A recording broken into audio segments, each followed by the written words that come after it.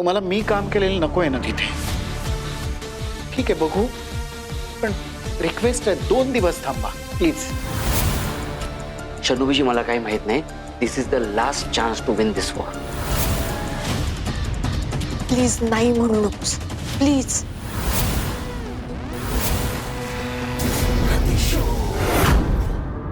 आबा 2च दिवस उरलेत. शेवटच्या क्षणी कसं थांबवणार आहोत सगळ्यांना? मलाही तोच प्रश्न पडला आहे विश्वजीत.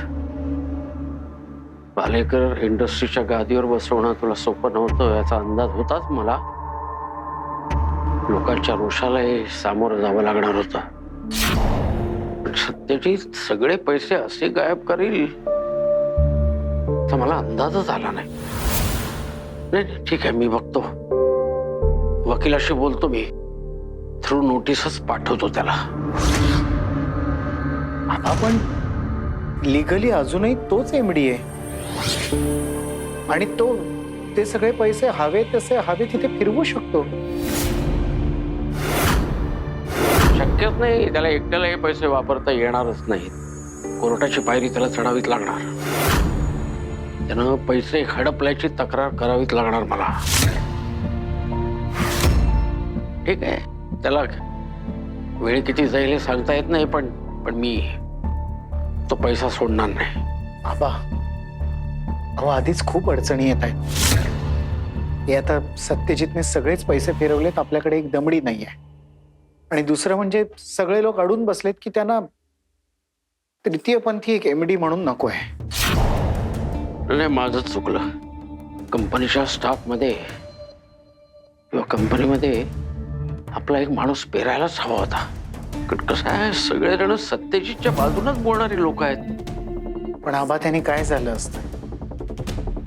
तो एकटा पडला असता किंवा कदाचित त्याला काढून टाकलं असतं. नाही पण कसं आहे, या परिस्थितीत जर तो असता दिसत तर लोकांची मनं वळवणं सोपं झालं असतं. सगळे जण गुराढोरासारखी ढोरासारखी नाकात बेसन घालून एकाच दिशेनं पळतायत. त्याची सत्सद विवेक बुद्धी जागृत करायला कोणीच नाहीये तिथं. जास्त वाईट वाटतं मला. आबा आपण रंगाला फॅक्टरीमध्ये काम देऊ शकतो का? म्हणजे तो जर तिथे असेल तर तो सगळ्यांना समजवू शकेल. रंगा करशील का एवढं? हो म्हणजे नक्की मावशी, विषय आहे का? करीन ना. काय आबा, जर रंगा तिकडे असेल तर त्या सर्वांना समजवणं सोपं जाईल. आणि मुळात तो त्यांना हेही सांगू शकतो की आत्ता नोकरी सोडणं त्या सर्वांसाठी किती घातक आहे. नाही, ते नाही, शक्य नाहीच होणार. कसं आहे, ती शिकली सवरलेली माणसं आहे. त्यांची मनं वळवणं तितकंसं सोपं नाहीये रे बाळा.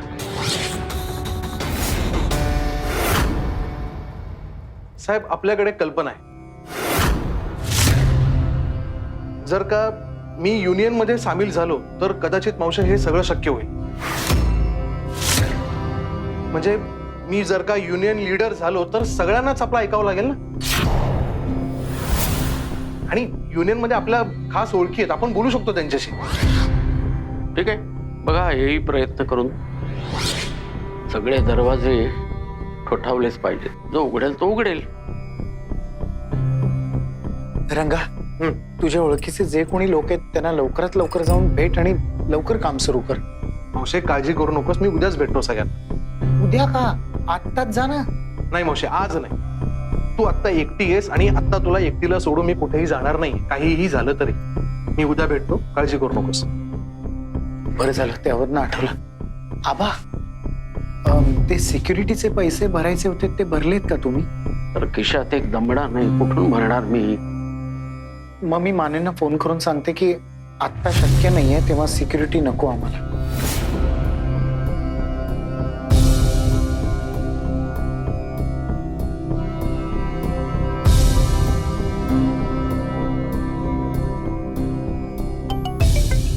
ममताजी,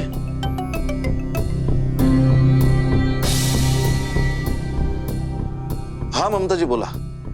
माने साहेब, एक रिक्वेस्ट होती.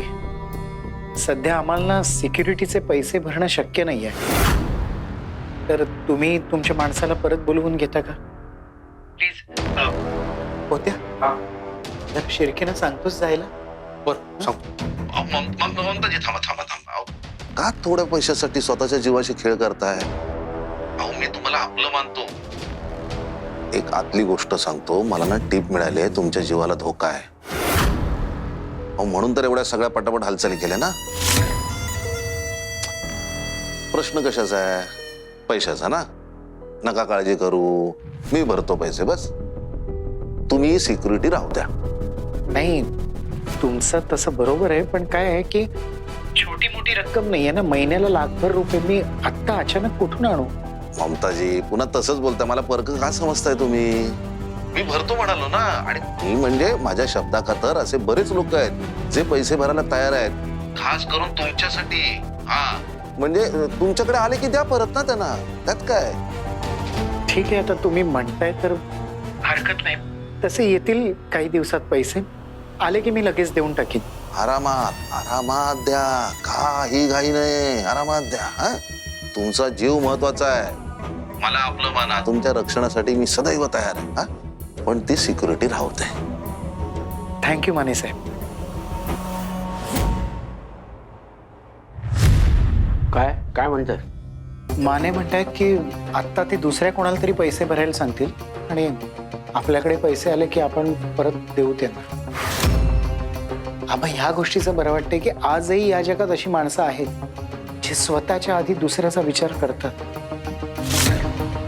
रंगा जर पोत्याला सांग शिर्केनं जायला सांगू नको, राहू दे त्यांना.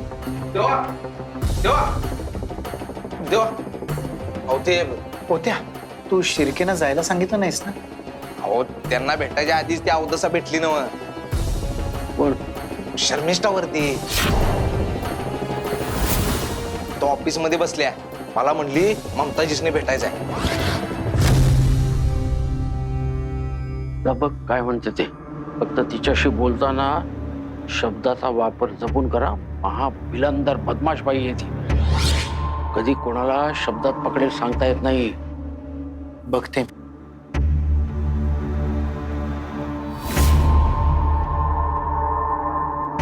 रिलॅक्स. हा शांत हो आणि अजिबात घाबरू नकोस. हा अरे पर ये सब करने की क्या जरूरत है? आज मैं बोल देती, तुम लिख लेते ना. एक्स्ट्रीमली सॉरी शर्णवीजी, पण लास्ट मिनिट हा प्लॅन चेंज करावा लागतोय. बघा कसं आहे, रिटर्न ब्लॉग सगळेच करतात, पण लोकांना ना व्हिज्युअल्स खूप अट्रॅक्ट करतात. त्यामुळे हा व्हिडिओ ब्लॉग आपण तयार करतो. पर मैंने कभी किया नहीं है ना ये. मैं कैमरा देखती हूँ तो डर जाती हूँ ना. मावशी तू कशाला काळजी करतेस? हे बघ तुला ना असं ठरवून काही बोलायचं नाहीये. जे तुझ्या मनाला वाटेल किंवा तू आमच्याशी जसं बोलतेस ना तसंच बोलायचं तुला. एक्झॅक्टली. आणि हा व्हिडिओ ब्लॉग तयार करण्यामागचं अजून एक कारण आहे. बघा कसं आहे, आता तुम्हाला तुमचे मुद्दे जर लोकांना पटवून द्यायचे असतील तर तुम्हाला लोकांसमोर यावं लागणार शर्णवीजी. आणि ममताजींच्या ब्लॉगला क्रॉस करणारी तुमचा म्हणजे तृतीयपंथीयांचे सगळे प्रॉब्लेम्स जे आहेत ते लोकांसमोर मांडणारी शर्णवीजी आहे तरी कोण, याची क्युरिओसिटी लोकांना नसणार का? डेफिनेटली असणार. आणि शर्णवीजी अजून एक गोष्ट म्हणजे समजा हा ब्लॉग जर व्हायरल झाला, तुम्ही जर फेमस झाला, आम्हाला विसरू नका प्लीज. सुन ना, लेकिन मेरे को बोल के सवाल पूछना, ऐसा ही सवाल पूछना जिसका मैं जवाब दे पाएगी.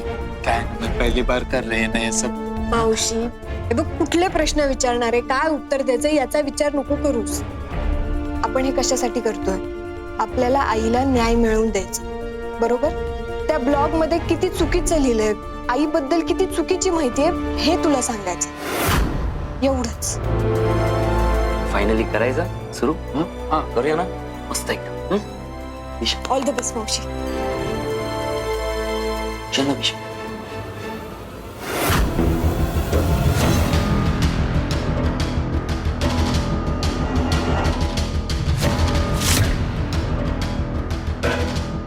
वेलकम विश्वजीत. धक्का बसला असेल ना तुला, मला चक्क MDच्या खुर्चीत बघून. नाही धक्का नाही बसला, उलट या गोष्टीची जाणीव झाली की अजूनही भालेकर इंडस्ट्री हस्तगत करण्याचं स्वप्न बघणं तू सोडलेलं नाहीयेस. मला जे हवं असतं ते मी मिळवते विश्वजी. ते मला माहितीच आहे, कुठल्याही किमतीवर. मग समोरची व्यक्ती नात्यागोत्यातली का असे ना. कशी आहेस ग तू? केवळ स्वतःचा स्वार्थ साधण्यासाठी स्वतःच्या मुलाचा आणि नातवाचा जीव देखील घेतलास.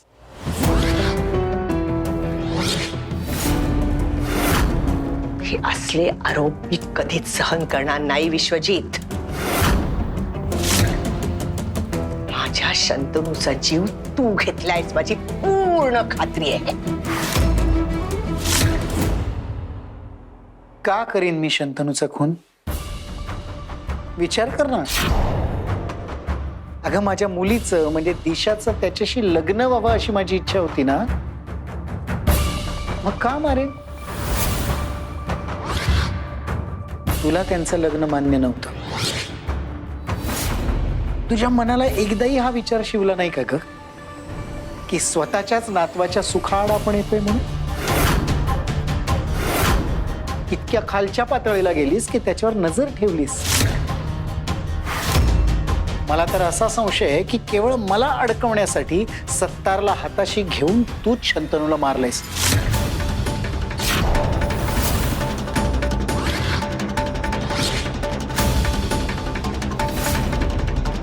पण तुझा कुठलाही प्लॅन सक्सेसफुल नाही होणार शर्मिष्ठा. आणि म्हणूनच म्हणते, भालेकर इंडस्ट्री हस्तगत करण्याचं स्वप्न बघणं सोडून दे. तुला खरंच वाटतं की तू या खुर्चीत टिकून राहशील? अरे सत्यजित आता आज जेलमध्ये आहे म्हणून तुला हे प्रिव्हिलेज मिळत आहे. तो जर बाहेर असता ना तर या खुर्चीत काय ह्या बंगल्याच्या आसपास सुद्धा फिरकू दिलं नसतं त्याने तुला. त्याचे प्रयत्न अजूनही चालू आहेत आणि तुझेही. 20 वर्ष मी जगापासून लपून राहिले, घाबरून राहिले, पण तुम्ही मला भाग पाडलं जगासमोर यायला. मग आता मला कसलाच फरक पडत नाही. तुमच्या कुठल्याही दबावाला मी घाबरत नाही. मी तुझ्यावर कुठलाच दबाव टाकला नाही. मी फक्त अशी परिस्थिती निर्माण केली ज्याने तूच आपणहून आपली सगळी सिक्रेट्स ओपन केलीस, सगळी कार्ड दाखवून दिलीस. नाही अजून थोडी सिक्रेट्स डिस्क्लोज करणं बाकी आहे.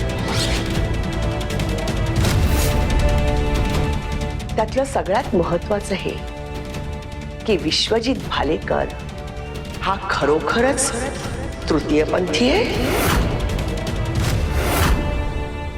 का तृतीयपंथी असण्याचं नाटक करतोय? फुंग.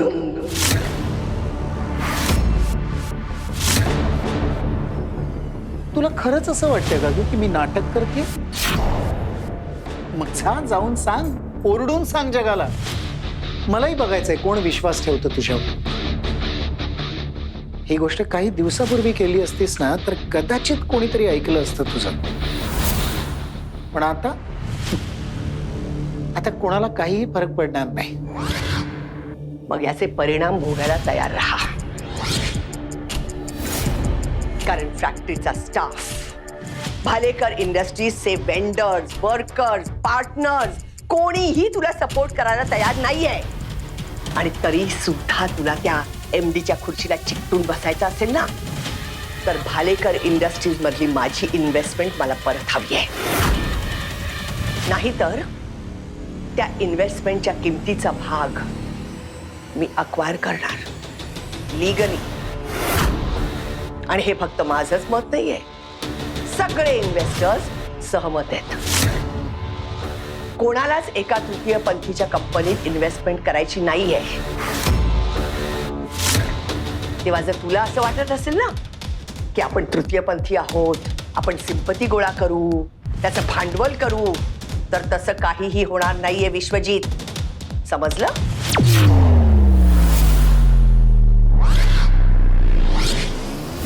आज सुबह मैंने जो भी ब्लॉग में पढ़ा ना, वो पढ़कर मेरे को बहुत दुख हुआ। अभी अपना भारत देश कितना तरक्की किया है और अपने भारत के संविधान में लिखा है ना कि सबको समानता से देखने का, समानता का नारा लगाने का। तो फिर मैं आपको ये बोलना चाहती है कि ये समानता सिर्फ औरत और मर्दों के लिए है क्या, हमारे लिए नहीं है क्या? अभी हम लोग भी तो आपके जैसे ही इंसान है ना, तो हम लोगों को आप अलग नजरिए से क्यों देखते हो? हम लोग आप लोगों के साथ में आगे बढ़ना चाहते हैं। आप लोग सिर्फ हाथ तो आगे करके देखिए, हम लोग इतना पक्का पकड़ेंगे ना उसको, हम भी अपने देश के लिए कुछ कर सकते हैं, अपनी जान दे सकते हैं। आप लोग आजमा कर तो देखिए। अभी लोग दूसरे देश चले जाते हैं, विदेश जाते हैं, तो उधर हम लोग ऐसा थोड़ी ना बोलते, उधर हम लोग सब भारतीय होते हैं ना। तो फिर भारत में ऐसा क्यों? सबको समानता का हक होना चाहिए कि? तो मेरा सिर्फ आपसे यही कहना है कि हम लोग भी आपके जैसे ही है, हम लोगों को भी समाज में रहने का हक है, हमको भी बघू ना, कट एक मिनिट। शनोईजी, तुम्ही खूप छान बोलताय, खूप मस्त, हा, पण मला असं वाटतंय की आपण थोडंसं भरकटतोय. आपल्याला कशाबद्दल बोलायचंय? त्या लिहून आलेल्या ब्लॉग बद्दल ना, त्या ब्लॉगच्या विरुद्ध बोलायचंय असंच ठरलं ना आपलं. ममताजी जर MD झाल्या तर त्यांना आणि तुमच्या समाजाला एक्सेप्ट करण्याबद्दल बोलायचंय. कळलं तुला? ठीक आहे समझी समझी करूया आता. रिलॅक्स. शांत. रिलैक्स. बघा इथे ये ब्लॉग में जो बात छपकर आज आई है उसके बारे में आप गौर करो। ममता मानव भालेकर इंडस्ट्रीज की MD बनने जा रही है, ये बात जब फैली हर किसी ने उसे ठुकराया। पेपर, ये सोशल मीडिया, हर जगह चिल्लम चिल्ली हुई। आप लोगों को ये समझ में नहीं आया कि ममता मानव सिर्फ MD बनने जा रही है, वो वहां कुछ बनाने वाली नहीं है। वो सारा बनाने का काम वही लोग करेंगे जो सालों साल करते आए हैं। और अगर वो कुछ नया प्रोडक्ट वहां बनाती भी है तो हर्ज क्या है?